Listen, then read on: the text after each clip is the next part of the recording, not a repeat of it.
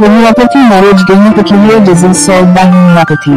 Homeopathy knowledge gain peculiar disease solved by homeopathy.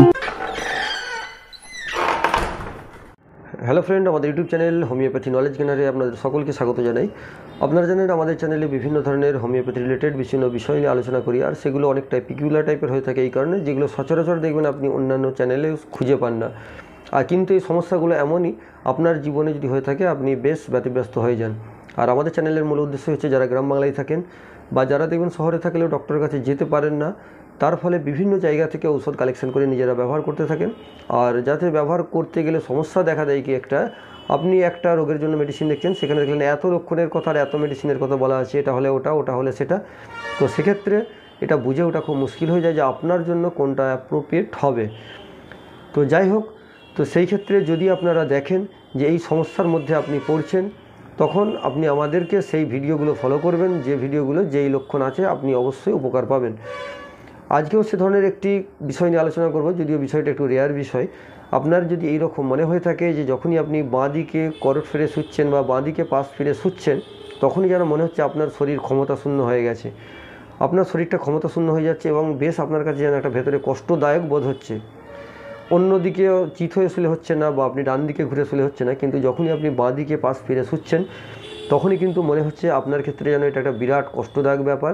অর্থাৎ কি হচ্ছে, আপনার সেখানে যেন মনে হচ্ছে আপনি পুরোপুরি পাওয়ারলেস হয়ে যাচ্ছেন, ক্ষমতাশূন্য হয়ে যাচ্ছেন, আপনার যেন হাতে পায়ে কোনো ক্ষমতা নেই, শরীরে কোনো ক্ষমতা নেই, আপনি নিস্তেজ টাইপের। এই ধরনের যদি সমস্যায় আপনি পড়ে থাকেন, সেক্ষেত্রে একটি মেডিসিনের কথা বলবো। এই মেডিসিনটি ব্যবহার করলে আশা করি অনেকটাই উপকার পাবেন। তবে এই ধরনের সমস্যাগুলো আপনি অবশ্যই বুঝতে পারছেন, এগুলো হৃদযন্ত্রের সমস্যা, অর্থাৎ এই হার্টের সমস্যা। এগুলো অবশ্যই আপনি কার্ডিওলজিস্টের সঙ্গে পরে আলোচনা করবেন। আপনি ফার্স্ট টাইম কিছুটা এই ধরনের সমস্যা বেগ পেলে একবার আমরা যে ওষুধটি বলছি ব্যবহার করে দেখতে পারেন। তবে এটা বেশি দিন কিন্তু ব্যবহার করার কোনো প্রয়োজন নেই। আপনি অবশ্যই তখন কার্ডিওলজিস্টের সঙ্গে কথা বলে আপনার যে পরীক্ষা নিরীক্ষা বা প্যাথোলজিক্যাল টেস্ট যেগুলো প্রয়োজন আছে করে আপনি তার চিকিৎসা করবেন। আর আমরা সবসময় বলি, যখন কোনো উপায় নেই তখন আমরা আমাদের চ্যানেলে বলা ওষুধগুলো ব্যবহার করবেন। আর যদি মনে হয় যে আপনার ক্ষেত্রে কোনো ভালো মেডিকেশনের সিস্টেম আছে, তো অবশ্যই সেখানে আপনি যাবেন, আপনি সেই ডাক্তারের সঙ্গে সেই হসপিটালে কথা বলবেন। তো যাই হোক, যেটা বলছিলাম যে আপনার এই যে সমস্যাটা হার্টের, এই হার্টের সমস্যাটার জন্যই আপনি কি করতে পারেন। এর জন্য আপনি একটা কমন ওষুধ আমরা বলি, এই ওষুধটি কিন্তু হচ্ছে ন্যাজা 30। আর ন্যাজা অর্থাৎ এই ওষুধটি জানেন, এটা হচ্ছে কিং কোবরার বিষ, মানে কোবরা সাপের বিষ থেকে তৈরি হয়, যে কোনো কোবরা থেকেই হয়। তো এই কোবরার বিষ থেকে তৈরি বলি এটাকে কোবরাও বলা হয় বা ন্যাজা বলা হয়।